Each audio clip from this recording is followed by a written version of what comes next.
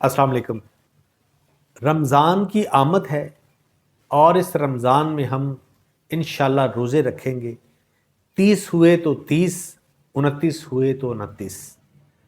دوستو، ہمارے کچھ دوست، کچھ بھائی، کچھ بہنیں وہ شوگر پیشنٹ ہے۔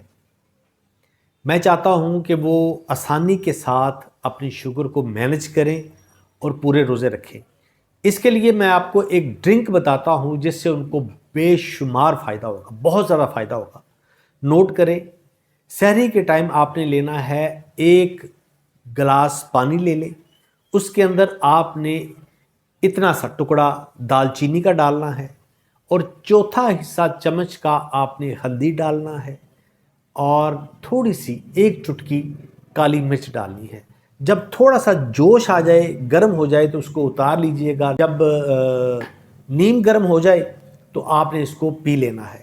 اس سے آپ کو فائدہ یہ ہوگا کہ آپ کے جوڑوں کا جو درد ہوتا ہے وہ نہیں ہوگا، پھر آپ کی جو شوگر لیول بڑھ جاتا ہے وہ نہیں بڑھے گا۔